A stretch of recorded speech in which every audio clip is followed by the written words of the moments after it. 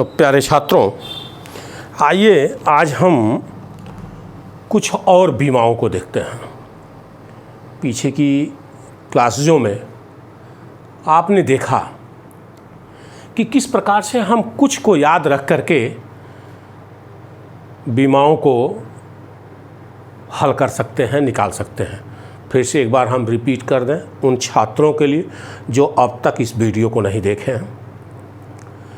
आप YouTube पे जाइए, वहाँ से सर्च करके फिजिक्स बाय अंगद कुमार आप देख सकते हैं। फिर भी कोई दिक्कत हो तो फिर से मैं थोड़ा बहुत रिपीट कर देता हूँ कि द्रव्यमान की बीमा यम होगी, लंबाई की बीमा यल होगी, लंबाई, चौड़ाई, ऊंचाई, दूरी, विस्थापन, चाप, त्रिज्या, इन सबों की बीमा यल होगी। समय की बीमा टी है, ताप की बीमा थीटा है, धारा की बीमा ए है, क्षेत्रफल की बीमा यल की घात 2, आयतन का यल की घात 3, वेग या चाल का एक ही है यल टी टू पावर -1, त्वरण का यल टी टू पावर -2 और बल का यम यल टी टू पावर -2। इसी के संगत कुछ और का हमने आपको बताया था और कहा था थोड़ा सा अगर आप याद रखेंगे तो ज़्यादा अच्छा होगा। और उस क्रम में हमने आपको कुछ नाम गिनाए थे, जैसा कि संवेग द्रव्यमान गुणे वेग, तो यम यल टी टू पावर -1। सिमिलरली आपको गतिज ऊर्जा, स्थितिज ऊर्जा, ऊर्जा, ऊष्मा, कार्य और बल आघूर्ण के लिए बताया था यम यल टी की घात -2। अगर इतनी क्वांटिटी को आप याद रखते हैं तो कोई दिक्कत नहीं होगी और आप आसानी से जो है कि कर सकते हैं। जैसे हाई स्कूल में पढ़ा होगा सार्वत्रिक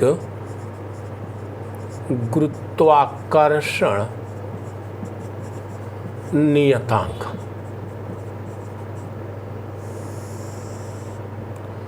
यूनिवर्सल ग्रेविटेशनल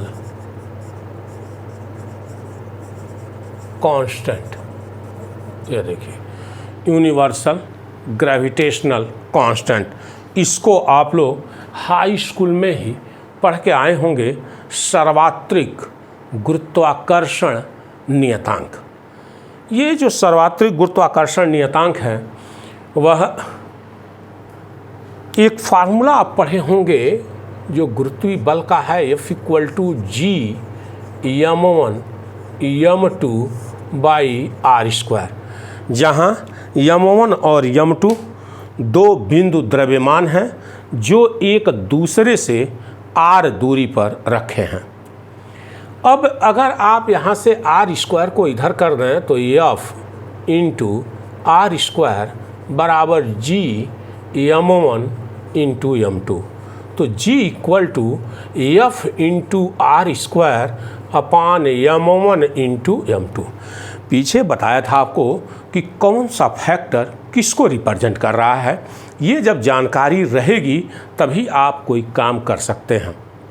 तो इस तरह से हम यहाँ से कह सकते कि G की बीमा = ये देखिए F है तो F का हो गया यम यल टी का पावर -2, जो यहाँ पे आपका लिखा हुआ है फोर्स का।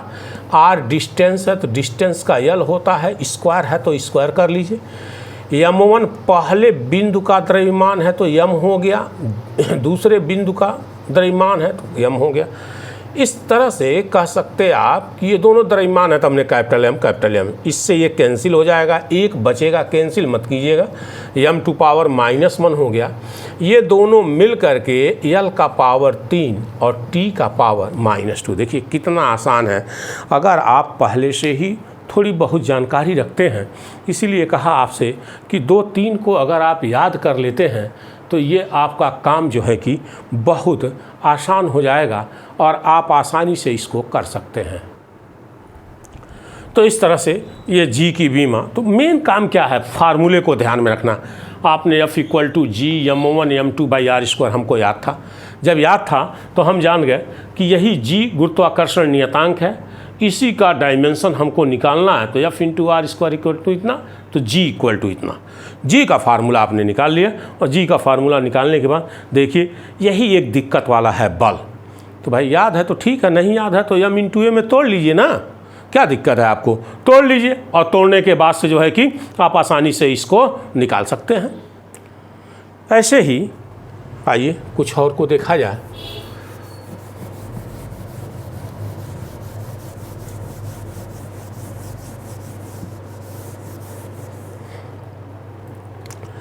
एक है आपका कोणीय वेग, एंगुलर वेलोसिटी। देखिए सभी प्रकार की वेलोसिटी का,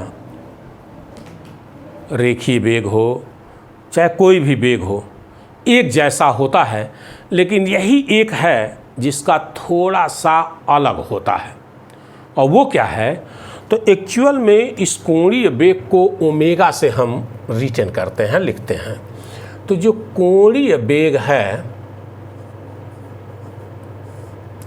यह कोणीय वेग यानी ओमेगा बराबर कोणीय विस्थापन की दर, यानी कोणीय विस्थापन की दर, दर मतलब समय, ये हो गया आपका।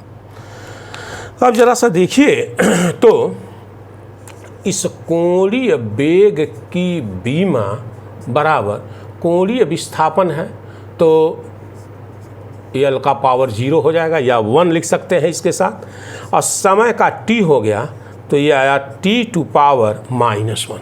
यह जो वेग है उसका है यल t टू पावर -1, और यहाँ पर जो आप देख रहे हैं ये निकल करके आया आपका कितना, तो t का पावर -1, जनरल यल t टू पावर -1, और ऐसे जो है कि आपका ये निकल करके आया t टू पावर -1।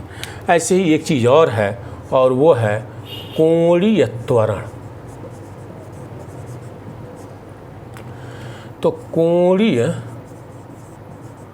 त्वरण अल्फा से रिप्रेजेंट होता ये, और ये होता है कोणीय वेग परिवर्तन की दर, दर मीन्स समय। कोणीय वेग परिवर्तन, एक दिन बताया था आपको, वेग परिवर्तन मीन्स वेग ही होता है। तो कोणीय वेग परिवर्तन मीन्स कोणीय वेग, और समय है कोणीय वेग का t टू पावर -1 है, समय का t है, तो ये हो गया t टू पावर -2।